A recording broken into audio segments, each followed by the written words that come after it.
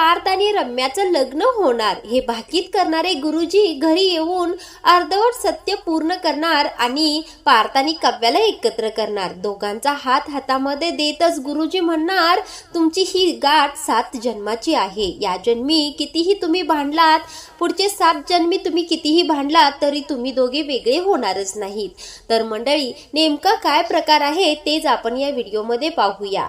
आता इथे मानिनीला एक स्वप्न पडतं आणि त्या स्वप्नामध्ये नंदिनी जीवा घरी आलेली असतात आणि संक्रांतीची चांगलीच तयारी करून आलेली असतात।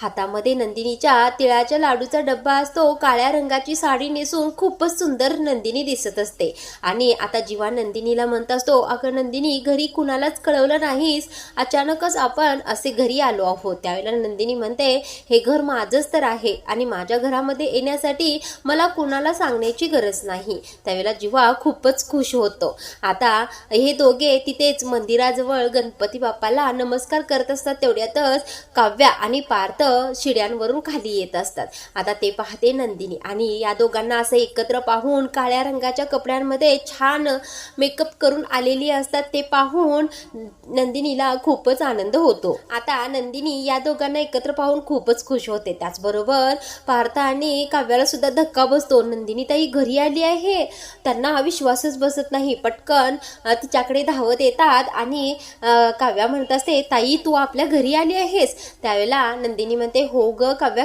खरंच आली आहे। नंदिनी आता पार्थला तिळाचा लाडू देतच म्हणत असते, तिळगुळ घ्या आणि गोड गोड बोला। आता पार्थ सुद्धा तेथीलच एक तिळाचा लाडू घेतो आणि नंदिनीला देतच म्हणतो, तिळगुळ घ्या आणि या तिळगुळासारखाच गोडवा जीवा आणि तुमच्या नात्यामध्ये टिकून राहू दे। आता हे चौघे असे छान काळ्या रंगामध्ये तयार होऊन एकत्र आहेत पाहून आणि एकमेकांना तिळगुळ देत आहेत पाहून मानिनी खूपच खुश झालेली असते आणि म्हणत असते, वा किती छान माझ्या सुना दिसत आहेत। आता त्यावेळेला हे दोघे म्हणत असतात, का आम्ही दोघं दिसत नाही का? त्यावेळेला मानिनी म्हणते, अरे हो रे, तुम्ही दोघं सुद्धा खूप छान दिसत आहात, तुम्ही चौघेही खूपच छान दिसत आहात। नेहमी असेच एकत्र आणि आनंदी राहा रे बाबांनो।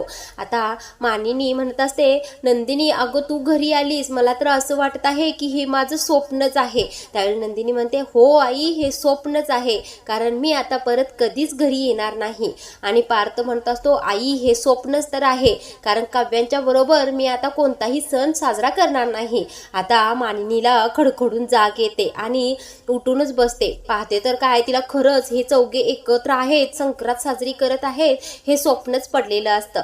आता मात्र मानिनी या स्वप्नानुसारच वागायला सुरू करते, शांत बसतच नाही। आता दुसऱ्या दिवशी हॉलमध्ये पार्थ आणि काव्या बसलेले असतात। आता ही काव्या काकेमध्ये तो बोक्याचा पुतळा घेऊनच बसलेली असते। आता त्या बोक्याशीच बोलत असते, जणू काय ती पार्थशीच बोलत आहे। पार्थ सुद्धा तिथेच ते बोलणं तिचं ऐकत बसलेला असतो। तेवढ्यातच मानिनी तेथे येते आणि मानिनी पार्थला म्हणत असते, पार्थ तुमच्या दोघांची ही पहिली संक्रांत आहे आणि आपण ती साजरी करायची आहे। आणि मला सकाळी स्वप्न पडलं होतं की माझी दोन्ही मुलं, दोन्ही सुना छान काळ्या रंगाच्या कपड्यांमध्ये संक्रांत साजरी करणार आहेत। त्यावेळेला पार्थ म्हणतो, आई तू काय बोलतेस? मी काव्यांबरोबर कधीही संक्रांत साजरी करणार नाही। मी एकदाच तुला सांगून ठेवतोय, आता त्यांच्याशी माझं काहीही नातं नाहीये। त्यांना या घरात राहू दिलंय म्हणजे मी त्यांच्याशी नातं जोडणार आहे असा अर्थ नाही। त्यावेळेला मानिनी थोडीशी निराश होते। काव्या शांत बसत नाही। काकू, जर त्यांना नको असेल तर राहू दे, पण मला द्या साडी जी तुम्ही मला आणली आहे। त्यावेळेला मानिनी खूपच हौसेने काव्याला हळदी कुंकू लावते आणि साडी, हलव्याचे दागिने देते। त्यावेळेला आता मानिनी पार्थला म्हणते, अरे पार्थ, माझ्यासाठी तरी घे रे, हे पहिली संक्रांत आहे, जेव्हा केव्हा तुम्ही वेगळे व्हाल तेव्हा बघू ना। त्यावेळेला पार्थ म्हणतो, ठीक आहे। त्यावेळेला आता मानिनी पार्थला सुद्धा औक्षण करते आणि ती काळ्या रंगाची कपडे देते आणि म्हणते, जा छान तयार होऊन या। त्यावेळेला पार्थ आणि काव्या छान तयार होऊन येतात। आता काव्याचा काळ्या रंगातील लुक पाहून पार्थ तर ऑलरेडी खुशच झालेला असतो। त्याला काव्या खूपच आवडत असते आणि पार्थचं काव्यावर खरं प्रेम असतं। आता हॉलमध्ये वसवात्या, रम्या, काव्या, पार्थ, मानिनी सगळेच जमा झालेले असतात. आता या सगळ्यांची पतंग उडवण्याची तयारी सुरू असते. तेवढ्यातच एंट्री होते गुरुजींची. आता गुरुजी घरामध्ये येताच त्यांना बसायला स्थान देतात, चहा पाणी वगैरे सगळं होतं. आता पार्थ गुरुजींना म्हणत असतो, बोला ना गुरुजी, तुमचं अचानक असं कसं येणं झालं बरं? त्यावेळेला गुरुजी म्हणतात, अरे हो, कामच तसं अचानक होतं ना, आणि ते पूर्ण करणं खूपच गरजेचं होतं, म्हणूनच मी असा सणावाराच्या दिवशी तुमच्या घरी आलो आहोत. त्यावेळेला आता काव्याला पाहून गुरुजी म्हणतात, बाळा तू काळजी करू नकोस, आजचा संकेत तुझ्यासाठीच आहे. त्यावेळेला काव्या थोडीशी घाबरते. गुरुजी काय संकेत आहे? बोला ना बोला ना अशी म्हणत असते. आता तिला पुन्हा रम्याच्या बोलण्याची आठवण झालेली असते की रम्या म्हणालेली असते, माझं पार्थचं लग्न होणार आहे असं गुरुजींनी सांगितलेलं आहे. आता काव्या मनातच असा विचार करत असते, ते कळतं गुरुजींना. गुरुजी म्हणतात, बाळा तू मनात काय विचार करत आहेस मला पूर्ण कळलं आहे, आणि तेच अर्धवट सत्य मी पूर्ण करण्यासाठी इथे आलो आहे. त्यावेळेला रम्याला गुरुजी पुढे बोलवतात आणि म्हणतात, हिने मला परवा दिवशी फोन केला होता आणि फोनवर विचारत होती की माझं आणि पार्थचं लग्न होणार आहे ना. त्यावेळेला मी तिला सगळं काही व्यवस्थित सांगायला सुरू केलं होतं, पण तिने अर्धवटच ऐकलं आणि फोन कट केला. त्यावेळेला पार्थ म्हणतो, गुरुजी नेमकं काय सत्य सांगायचं आहे, काय संकेत द्यायचंय तुम्हाला? त्यावेळेला गुरुजी म्हणतात, अरे पार्थ, तुझा आणि रम्याचा लग्नाचा घाट नक्कीच बसणार आहे, पण तुझी आणि काव्याची ही जन्मगाठ 7 जन्मांची आहे, ती कधीच सुटणार नाही. आता पार्थ म्हणतो, गुरुजी पण माझं आणि रम्याचं लग्न कसं काय होईल बरं? मी कधीच तयार होणार नाही. त्यावेळेला गुरुजी म्हणतात, का तयार होणार नाहीस बरं? तू तर आता काव्याबरोबरचं नातं तोडून टाकलं आहेस ना. आता पार्थ म्हणतो, जरी मी नातं तोडलं असेल तरी मी दुसरं लग्न कधीच करणार नाही. आता मात्र रम्या चांगलीच घाबरलेली असते आणि वस्तुवात्या सुद्धा चांगल्याच गडबडलेल्या असतात. आता गुरुजी काय सांगणार आहेत तेच या सगळ्यांना कळत नसतं.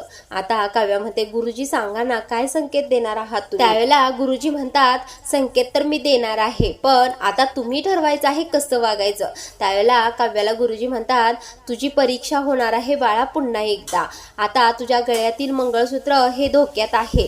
तू जेवढे प्रयत्न करशील तेवढा धोका टळणार आहे आणि तुझ्या प्रयत्नांना यश येणार आहे, त्यामुळे तू प्रयत्न सुरू ठेव. आता काव्याला संकेत कळतो की रम्याबरोबर पार्थचं काही लग्न वगैरे होणार नाहीये आणि मी माझे प्रयत्न शेवटपर्यंत सोडणार नाहीये. पार्थ माझे आहेत आणि माझेच राहतील.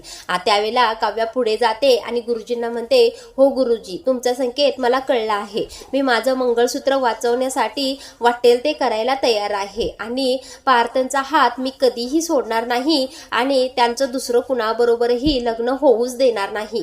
आणि गुरुजी, माझ्या प्रेमावर विश्वास आहे. तुमचं भाकीत या वेळेला खोटं ठरेल. आता गुरुजी म्हणत असतात, हो, तुझ्या प्रेमावर तू विश्वास ठेव आणि माझं भाकीत तर तुझ्या प्रेमानेच सत्य होईल. मी जे सत्य सांगणार होतो ते तर रम्याने पूर्ण ऐकूनच घेतलेलं नाहीये, त्याच्यामुळे आता तू जे वागणार आहेस त्यानेच माझं हे अर्धवट सत्य पूर्ण होणार आहे. त्यामुळे आता मी काहीच सांगणार नाही. आता रम्या घाबरते चांगलीच, कारण गुरुजींच्या बोलण्यावरून तरी रम्याला कळून आलेलं असतं की तिचं पार्थ बरोबर लग्न होणारच नाही. काव्याचं प्रेम पार्थवर इतकं असतं की काव्यात जिंकणार असते हे रम्याला चांगलंच कळून येतं. आता मात्र रम्याची चांगली चिडचिड होत असते. आता मात्र रम्या काय करेल याचा काही अंदाजच नाही. तर प्रेक्षकांनो, रम्याचं पार्थ बरोबर लग्न करण्याचं स्वप्न हे अर्धवटच राहील हे पाहायला तुम्हाला नक्कीच आवडेल. आणि पुढील भागामध्ये तुम्हाला रम्या आणि वसुवंतींची